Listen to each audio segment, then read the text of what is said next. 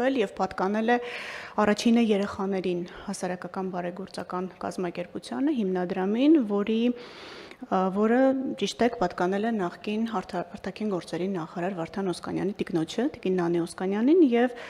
ըստ էության քրեական վարույթի շրջանակներում է, որ հաշտության արդյունքում համայնքի հետ 19 տարի շարունակ ուղղակի դատարկ կանգնած շենքը վերադարձվեց համայնքին, եւ մենք նաեւ ճշտել ենք արդեն մեր գործընկերներից, որ ներառված է սուբվենցիոն ծրագրում եւ առաջիկայում նույնիսկ ներկայացված է կառավարության հաստատմանը, որպեսզի մանկապարտեզը վերանորոգվի, հիմնանորոգվի ըստ էության, եւ մեր հաշվարկներով մոտ 120 երեխա դուրս էր մնացել նախադպրոցական կրթությունից հենց այս մասնաշենքը ժամանակին շահագործման չհանձնելու արդյունքում։ Ձեր թույլտվությամբ ուղղակի շարունակականությունն ընդգծելու եւս մի եւ ուղղություններից եւս մեկի մասին խոսեմ, դա վերականգնված միջոցների միասնական հաշիվն է 2 տարի շարունակ աշխատանքի արդյունքում, պարոն վարչապետ, 2024 թվականի դեկտեմբերի 5-ին կառավարության նիստը հաստատեց վերականգնված միջոցների միասնական հաշվի գոյության փաստը եւ նշեմ, որ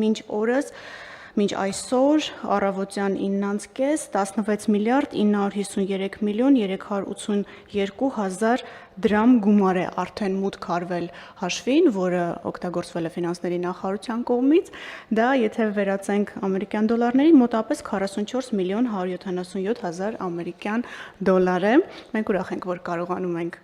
օգտակար լինել ֆինանսների նախարարությանը եւ կարճ անդրադառնամ նաեւ ապօրինի ծագում ունեցող գույքի բռնագանձմանը, պարոն վարչապետ, վերջերս շատ քննարկեցին ու շատ շահարկեցին, որ այ հեսա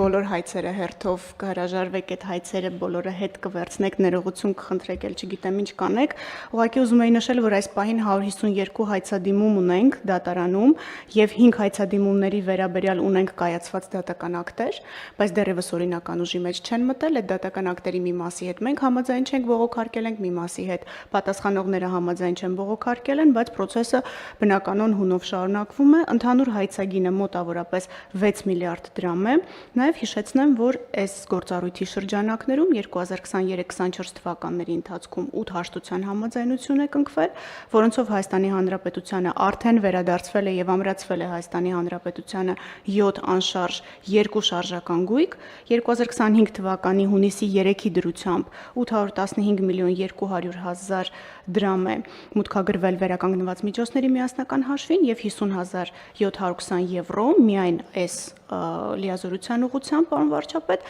նշեմ, որ անշարժ գույքերի շուկայական արժեքը կրկին կադաստրային մոտարկված շուկայական արժեքը 4 միլիարդ 200 միլիոն դրամ է։ Նաև մեկ օրինական ուժի մեջ մտած վճռով արդեն Հայաստանի Հանրապետության սեփականության իրավունքն է գրանցվել մեկ բնակարանի եւ մեկ առանձնատան նկատմամբ 2025 թվականի ապրիլի 10-ին կառավարության որոշմամբ այս երկու գույքերը ամրացվել են տարածքային կառավարման եւ ենթակառուցվածքների նախարարության պետական գույքի կառավարման կոմիտեին։